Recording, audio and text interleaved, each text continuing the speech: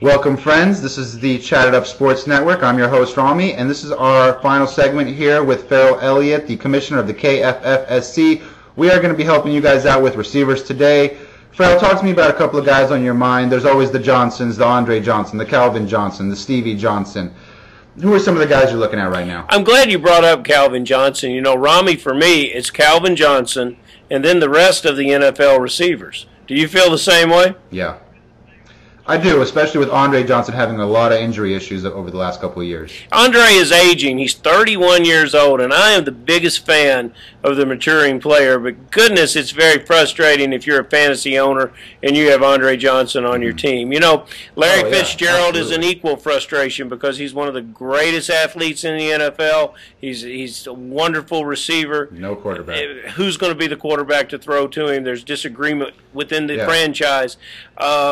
Vincent Jackson has not lived up to his potential, a player that now changes scenery and heads down to Tampa, never known for a big passing offense in Tampa. Those are receivers that I absolutely love that are in convoluted and difficult situations. Who's some of the guys that you see having a clear number of opportunities to score fantasy points this year? I think there's a lot of guys that are, like you said, Calvin Johnson's on the top. Then there's everybody else, but that second tier is very full. I mean, you got Greg Jennings, you got Victor Cruz, you got just a whole bunch of guys that I like. I think Vincent Jackson is going to have a resurgence this year. I wouldn't take Stevie Johnson. He'll be okay, but I almost consider him third tier. Do you? Brandon Lloyd is the guy I'm looking at. Yeah, I do. Only because they didn't give him a complimentary piece on the other side in the draft, which I was furious about. They went ahead and went another tackle and safety, which is fine. They needed those positions, but really Stevie Johnson needs help at the same time too. And they waited till maybe the 7th round to get T.J. Graham from North Carolina State. Wasn't very impressed with that. Another guy I'm looking at strongly is Brandon Lloyd now in New England. I think Brandon Lloyd is going to have a great season in New England this year. Do you agree? Definitely, I agree. Brandon Lloyd is another terrific athlete in the Fitzgerald mold. Now he's got the tools around him, the greatest quarterback in the league, arguably, and the most creative coaching staff. You know, it's interesting that you talk about Stevie Johnson and how he needs a complimentary receiver on the other side, because in fantasy football, especially when you look at the running backs, you want a running back that the offense is largely going to be dependent on. In wide receivers, we sometimes think the other way because we want to create mismatch opportunities.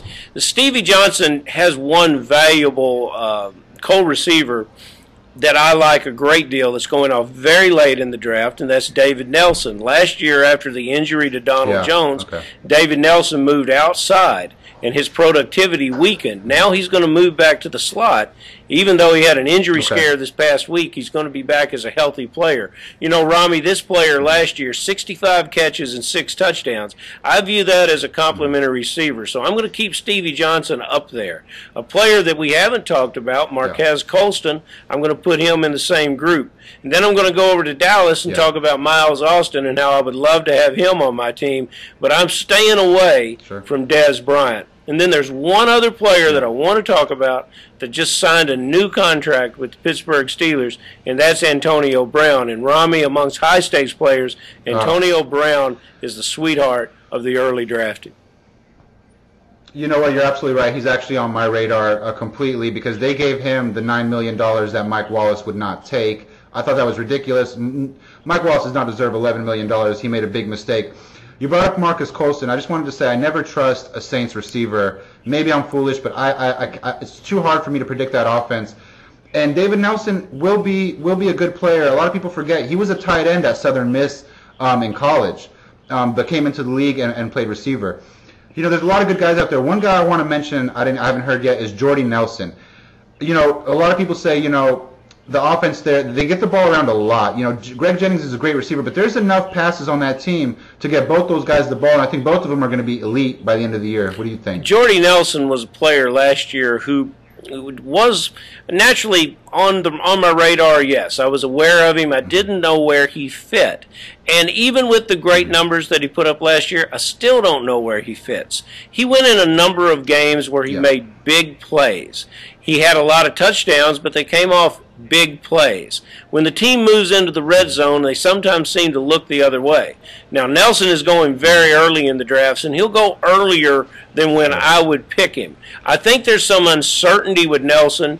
There's greater uncertainty with the tight end, Jermichael Finley, at that position, and it is the uncertainty that we speak of when they spread that ball all over the field. You know, the interesting player that we're going to see on the field at Green Bay, a guy that might be a better bargain later in the draft. I know who you're going to say. Randall Cobb, University of Kentucky graduate in his second year. Yep, absolutely.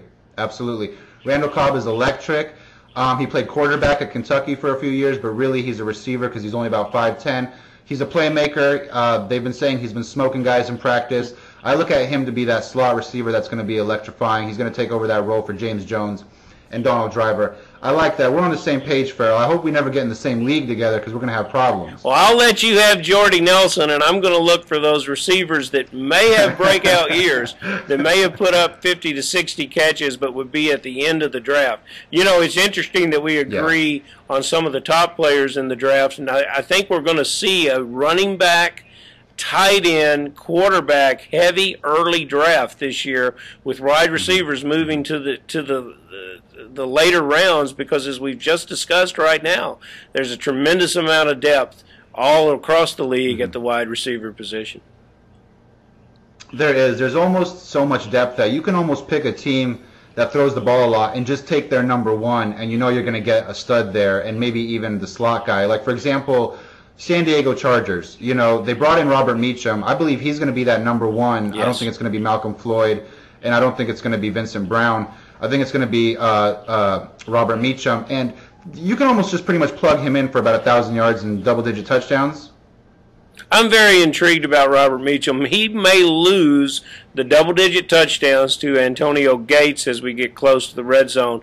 But, yes, I agree. Meacham's in a position to have a breakout year, terrific bargain. Hey, how about we talk about an old guy? We're talking about so many of these young guys and players that are just getting their opportunity in the league to really break out. But an old guy that intrigues me is right up the road from us here in Louisville, and the KFFSC owners have drafted this player high for years because he's a great player and our familiarity with him, and that's Reggie Wayne.